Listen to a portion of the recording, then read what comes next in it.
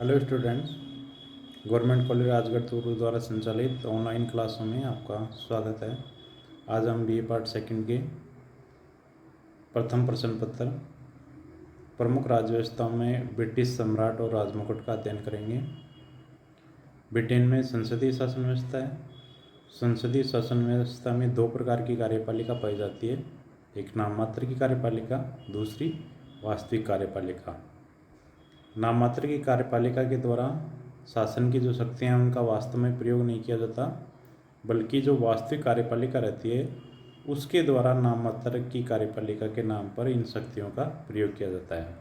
Britain में जो सम्राट है वो नाम मात्र की कार्यपालिका का प्रतीक है, जबकि मंत्रिमंडल है वो वास्तविक कार्यपालिका है जिसके द्वारा शासन की समस्त शक्तियों का प्रयोग है वो किया जाता है।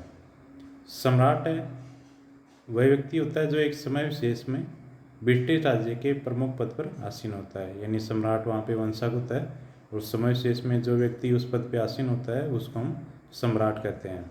जबकि जो राजमुकुट है वो शक्ति का प्रतीक है जिसे सम्राट अपने सिर पर धारण करता है, क्योंकि प्रारंभिक समय में जो प्राचीन काल था उसमें जब राजा के द्वारा अपने सर पे राजमुकुट धारण कर लिया जाता था तो उसको राज्य की सारी शक्तियाँ प्राप्त हो जाती थी।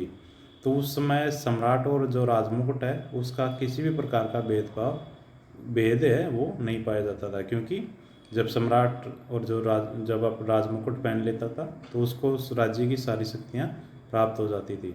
लेकिन वर्तमान में लोकतांत्रिक शासन व्यवस्था ब्रिटेन में होने के कारण सम्राट और जो राजमुकुट है इनमें भेद है या अंतर है दोनों में। तो राजमुकुट है वह राज्य की शक्ति का प्रतीक होता है, लेकिन ये शाब्दिक अर्थ है, जबकि संवैधानिक अर्थ में राजमुकुट है वो एक संस्था है जिसमें व्यक्ति के रूप में सम्राट, कैबिनेट, लोक सेवाएं और वे भी सभी शामिल होते हैं जिसके द्वारा किसी न किसी रूप से प्रशासनिक सत्ता का प्रयोग किया जाता है। यानी राजमुकुट है एक संस्था है जिसमें उन सभी व्यक्तियों या संस्थाओं को शामिल किया जाता है जिसके द्वारा शासन की जो शक्ति है उसका किसी न किसी प्रकार से प्रयोग या उपयोग किया जाता है। अब सम्राट और राजमुकुट में भेद, यानी इन दोनों में क्या क्या अंतर है। तो पहला है सम्राट एक व्यक्ति है जबकि राजमुकुट एक संस्था है। सम्राट है वो व्यक्ति विशेष होता है जो उस पद को धारण करता है, जबकि जो राजमुकुट है वो एक संस्था है जिसमें प्रशासनिक सेवाओं और सभी जो संस्थाएं हैं या जो व्यक्ति हैं जिसके द्वारा शासन की शक्ति का प्रयोग किया जाता है उन सभी को इसमें शामिल किया जाता है। तो राजमुकुट है वो एक संस्था होती है, जबकि सम्राट है एक व्यक्ति है जो उस पद को धारण करता है। दूसरा भेद है इनमें, सम्राट अस्थायी है जबकि राजमुकुट है वो स्थायी है। तो चूंकि सम्राट है वो व्यक्ति होता है तो व्यक्ति के रूप में वो जन्म लेता है, मरता भी है। इसके अलावा सम्राट है वो पद का त्याग भी कर सकता है, उसको पद से हटाया भी जा सकता है। तो इस कारण जो सम्राट है वो अस्थायी होता है, इसका जो स्थायित्व है वो नहीं पाया जाता। जबकि जो राजमुकुट है वो एक संस्था होने के कारण स्थायी होती है, यानी जो राजमुकुट के जो संस्था है उसके कर्मचारी बने रहते हैं, लेकिन जो संस्था है वो की वो बनी रहती है या वो का वो चलता रहता है। तो राजमुकुट एक संस्था होने के कारण स्थायी है, जबकि सम्राट व्यक्ति होने के कारण अस्थायी है। अगला अंतर है सम्राट व्यक्तिक है जबकि राजमुकुट है वो सामूहिक है। तो सम्राट होता है वो व्यक्तिक होता है, वो एक व्यक्ति होता है, जबकि जो राजमुकुट है इसके अंतर्गत जो शक्तियों का प्रयोग किया जाता है वो एक संस्था या समूह के द्वारा किया जाता है, जिसमें संसद है, नौकरशाही है, ये सभी शामिल होते हैं। तो जो राजमुकुट है वो सामूहिक होता है जबकि जो सम्राट है वो व्यक्तिक होता है। अगला इनमें अंतर है कि वास्तविक प्रशासन में सम्राट शक्तिहीन है और राजमुकुट सर्वशाली संस्था है। तो शासन की जो शक्तियों का प्रयोग किया जाता है उसमें सम्राट की जो शक्तियां हैं वो बिल्कुल यानी शून्य है, लगभग शक्तिहीन है,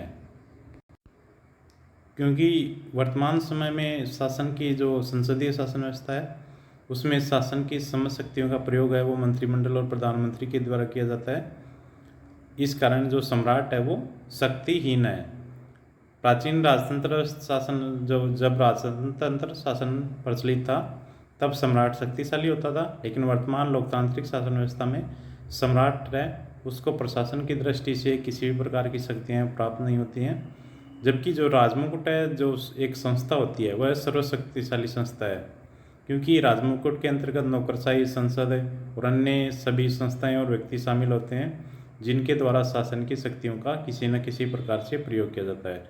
इस कारण राजमुकुट है एक शक्तिशाली संस्था है जिसके द्वारा वास्तव में शक्तियों का प्रयोग किया जाता है, जबकि सम्राट है वो शक्तिहीन है जिसके द्वारा किसी भी प्रकार की शक्तियों का प्रयोग है वो नहीं किया जाता। अब है राजमुकुट की शक्तियाँ। तो जो राजमुकुट है, जो राजमुकुट संस्था है जिसमें नौकरशाही, संसद सभी शामिल होते हैं, उसकी हम शक्तियों का अध्ययन करेंगे। तो पहली है कार्यपालिका शक्तियाँ। चूँकि राजमुकुट की जो शक्तियाँ हैं वो प्रमुख रूप से कार्यपालिका शक्तियाँ ही हैं। इसके कार्यपालिका शक्तियों के अंतर्गत जो राजमुकुट है उसके द्वारा प्रधानमंत्री और अन्य मंत्रियों की नियुक्ति की जाती है। राष्ट्रीय कानून को क्रियान्वयन करने का कार्य रहता है उन पर।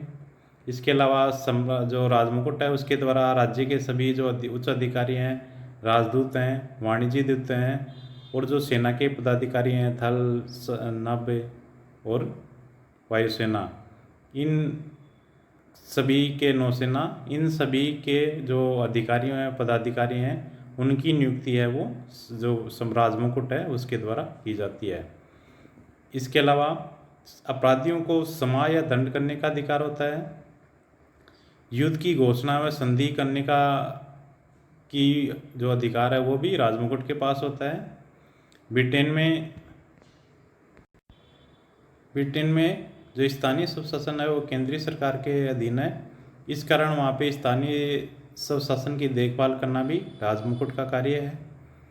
ब्रिटेन के अन्य देशों के साथ संबंध, अधीनस्थ प्रदेशों का शासन, इसके अलावा राष्ट्रीय कोष पर नियंत्रण आदि कार्य भी जो राजमुकुट है उसके द्वारा किए जाते हैं। तो ये राजमुकुट की कार्यपालिका शक्तियाँ हैं। दूसरा है राजमुकुट की व्यवस्थापन संबंधी शक्तियाँ। संसद के निर्माण के संदर्भ में, यानी संसद का जो द्वितीय सदन होता है राज्यसभा, उसके निर्माण के संदर्भ में शक्तियाँ हैं वो राजमुकुट को प्राप्त हैं। राज्यसभा के अंतर्गत जो पीर बनाने का अधिकार होता है वो जो राजमुकुट होता है वो किसी भी व्यक्तियों को पीर नियुक्त कर सकता है, तो पीर नियुक्त किए जाते हैं उसके द्वारा। इसके अलावा संसद के जो दोनों सदनों का जो अधिवेशन है उसको बुलाना व स्थगित करना भी राजमुकुट का कार्य है। राजमुकुट के द्वारा ही संसद के अधिवेशन बुलाए जाते हैं, उनको स्थगित किया जाता है।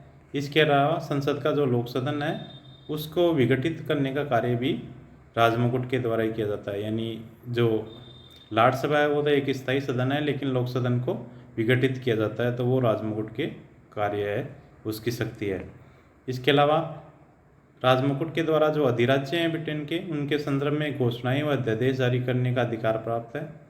इसके अलावा कोई भी कानून है, संसद द्वारा पारित कोई भी कानून तब तक विधेयक का रूप ग्रहण नहीं करता जब तक उस पर राजमुकुट या सम्राट के हस्ताक्षर न हो जाए, तो ये कार्य भी है।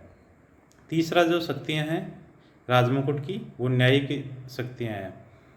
ब्रिटेन में जो सम्राट है उसको न्याय का स्रोत कहा जाता है और ब्रिटेन के समस्त न्यायालय हैं वो सम्राट के न्यायालय कहे जाते हैं।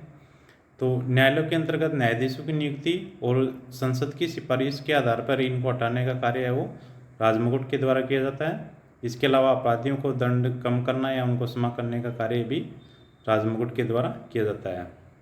अगला जो कार्य है वह धार्मिक शक्तियाँ। जो धार्मिक शक्तियाँ हैं चौथी, चर्च के समस्त अधिकारी बिशप होते हैं, आर्क बिशप होते हैं, इन सभी जो अधिकारी हैं इनकी नियुक्ति सम्राट या राजमुकुट संस्था के द्वारा की जाती हैं। इसके अलावा जो कैंटरबरी और यॉर्क के जो धार्मिक सम्मेलन बुलाना और उनके द्वारा पारित जो नियम है वो बिना सम्राट के हस्ताक्षर के वैध नहीं होते हैं। जिस प्रकार कानून वैध नहीं होता है उसी प्रकार ये धार्मिक नियम भी बिना उसके हस्ताक्षर के वैध नहीं होते हैं। उन पे हस्ताक्षर करना या उनको पारित करना भी, पारित किए गए कानूनों पे हस्ताक्षर करना भी राजमुकुट या जो सम्राट है उनका कार्य शक्ति है। इसके अलावा ब्रिटेन में जो विभिन्न प्रकार की उपाधियाँ प्रदान की जाती हैं वो भी सम्राट के द्वारा प्रदान की जाती हैं। तो इस कारण ब्रिटेन में सम्राट या राजमुकुट को सम्मान का स्रोत भी माना जाता है, क्योंकि सभी प्रकार की जो उपाधियाँ हैं वो सम्राट के द्वारा दी जाती हैं। धन्यवाद।